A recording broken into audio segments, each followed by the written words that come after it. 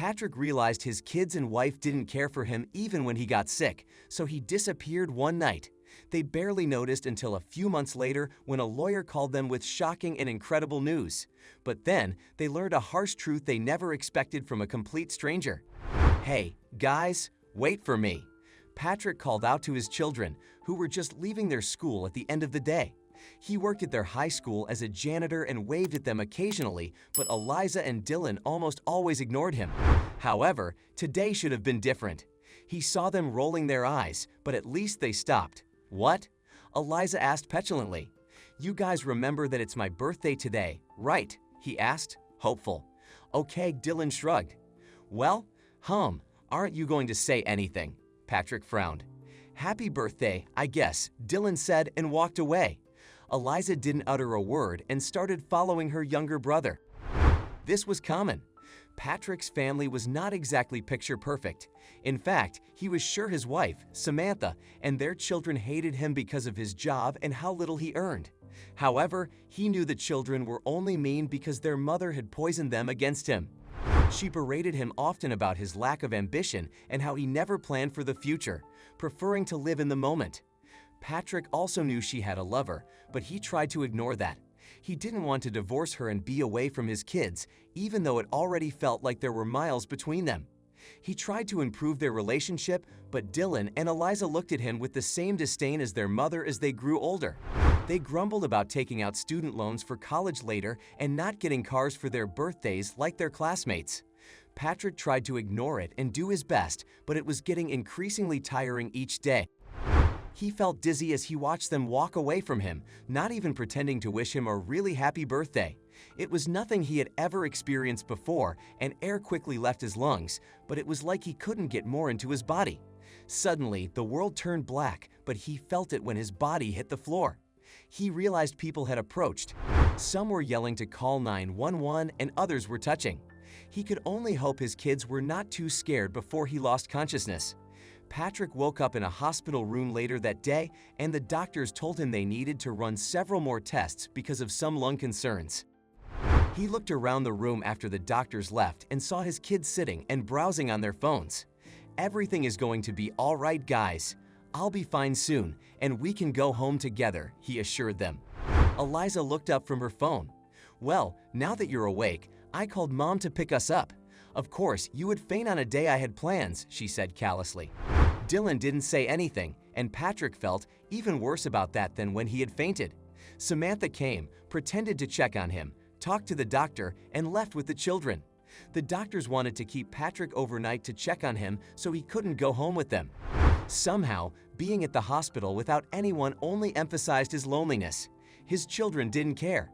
His wife didn't either, and Patrick wondered if there was anything he could do to change that.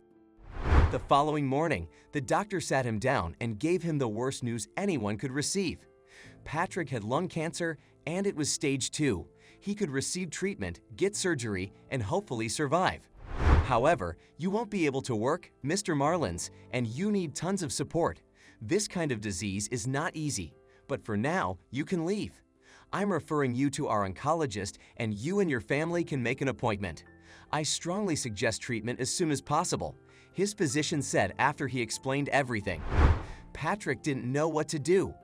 All he wanted was to get home, tell his family, and get their opinions on what to do.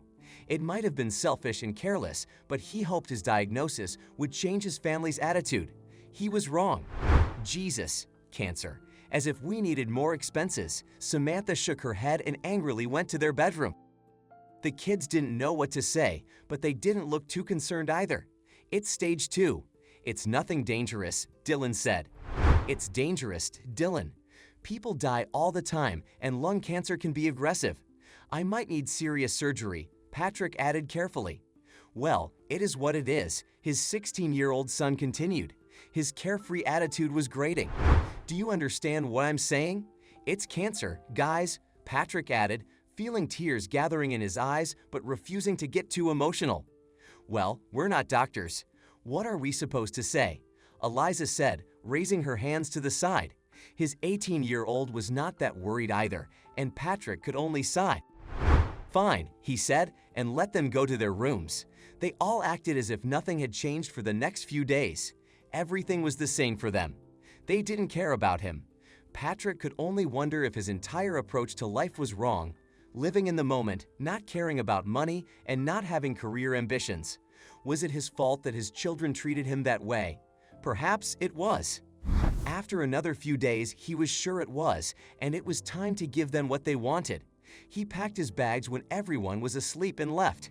"Your father is gone," Eliza's mother said in the morning. "To work? I thought he had to quit," she wondered, unconcerned. "No, I mean left. His clothes are gone," Samantha continued. "Well, what a drama queen," Dylan mumbled, and they all returned to their lives.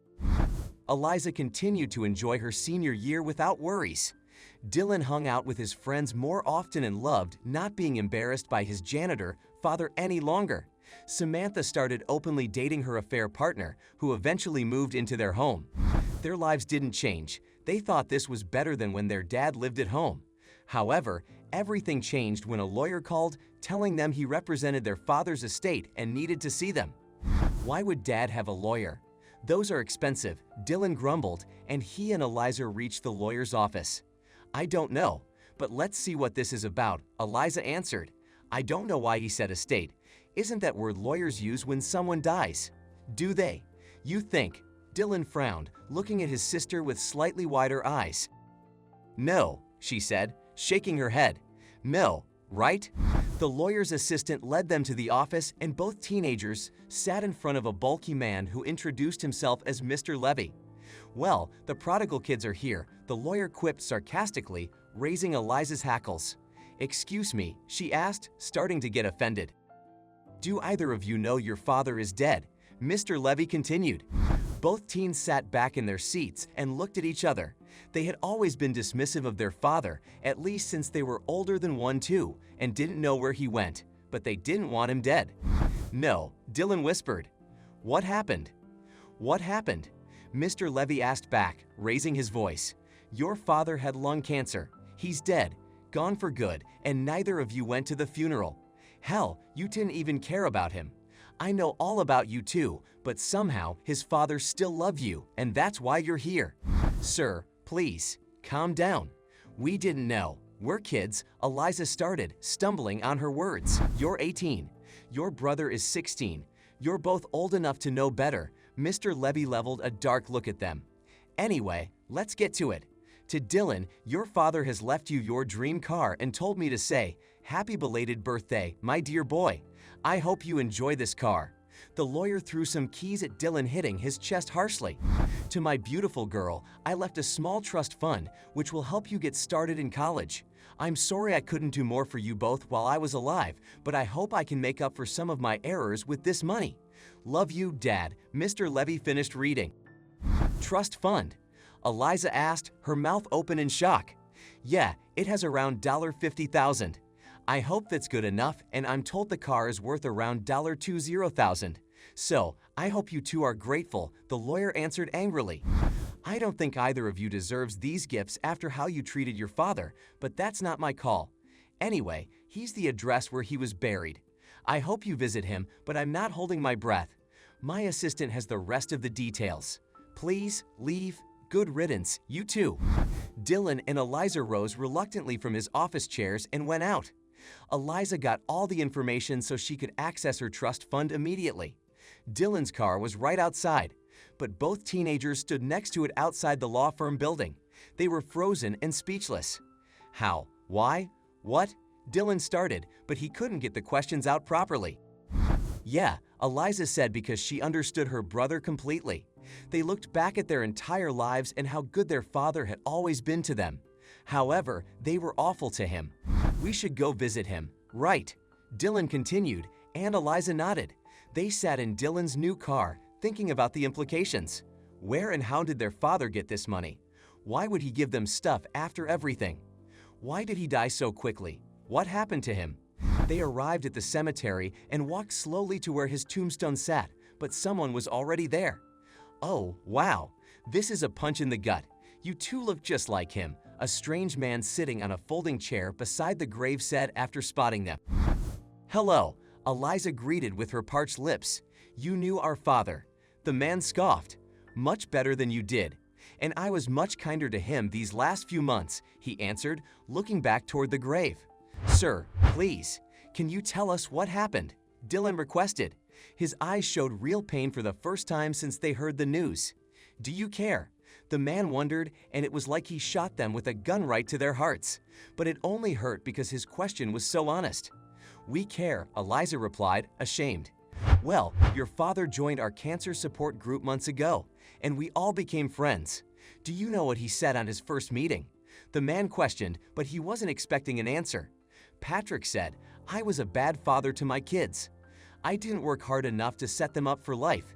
They hated me for that. Cancer made me realize I needed to do better. I'm going to work twice as hard now to leave them something once I'm gone." Eliza and Dylan gulped loudly. At first, people thought he had been neglectful or something, but then we heard more about his life and realized that he was a good man, a good father, and a caring person, especially when he started working 4 jobs and refused to go treatments. The man continued. "He didn't want us to know that, but I figured it out." 4 jobs, Dylan said, heartbroken. "Yeah, he was in construction and had to carry sandbags and more for hours when he was barely breathing properly. He worked at a gas station at night, mowed lawns, and delivered things although he didn't have a car," the stranger continued. Eliza started crying quietly, imagining her father struggling. "Yeah, I became his emergency contact. He often fainted on the job and was taken to clinics, but he refused assistance and returned to work. Finally, I decided enough was enough. I gave him some money I had saved to get treatment myself. His symptoms were so much worse. I wanted him to get chemotherapy finally, but I now know he used the money for you guys," the man added, giving a side eye to the expensive car parked just outside the lot. "I don't begrudge him that, but I don't think you deserve it. You didn't deserve him." Dylan fell to his knees at those last words, and Eliza sobbed loudly. "We're sorry, Dad," she wailed and touched his tombstone. "We're so sorry," Dylan cried too. Their tears didn't stop for a long time. Eventually, the stranger stood and went home, leaving them to their grief. When their tears dried, Eliza told a story about going to a daddy-daughter dance at school. Some girls said their fathers couldn't come because of work, but ours did. He was always there. "He was," Dylan agreed. "He built that rocket project for my 3rd grade science fair. It was crazy, but we had so much fun." Why? Why were such monsters to him? Eliza wondered, the words ripping out of her soul. "I don't know, but I can't keep that car," Dylan said. "I can't go to school with that money. But are we wasting Dad's sacrifice?" She asked her little brother, and he pursed his lips. "I think there's something better we could do for him." Dylan had an idea, and Eliza agreed. They managed to find the strange man the following day. He was back, visiting the grave. His name was Gerald, and Eliza had written him a check. "I don't know how much money you need for your treatments, but let me know if you need more," she said. "We're trying to make things. I know this is not enough, but Dylan and I will work our entire lives to make up for how we treated him." Gerald was tight-lipped, but he accepted the money. "Thank you," he said. "He spoke highly of you despite everything. There might be hope for you too." With Eliza's help, Dylan sold his car, and they decided to donate the money to a local children's cancer organization, which helped kids from low-income families get treatment. They made sure they knew that the actual donor was Patrick. The siblings felt better after doing so, but it was somehow not enough. Eliza asked Gerald for his phone number, and they kept in contact with him. He had no family or anyone by his side, so she and Dylan started attending chemo appointments. They accompanied him as often as possible after school, ensuring he didn't feel alone. Their mother hated everything they were doing and complained when they told her about giving up the money. So Eliza moved out after graduation, and Dylan followed a few years later. They didn't cut her off entirely because they had already learned the pain of losing one parent, but they weren't around her often. Both of them realized they had followed her example and didn't want to revert to their old ways. Instead, they focused on college and part-time work to pay for their needs. They got student loans and lived frugally, but were happier than ever. After around a year, Gerald was officially in remission, and they took him to the beach to celebrate. "Our father always wanted to see the sea, but we never had time." "Let's make more time," Eliza suggested, and Dylan and Gerald agreed. What can we learn from this story? Life is too short to treat your loved ones like they don't matter. Dylan and Eliza learned this lesson too late, but spent the rest of their lives making up for it. Money is not that important in the grand scheme of life. Patrick cared about being there for his family more than any career, and his children didn't appreciate it until his death.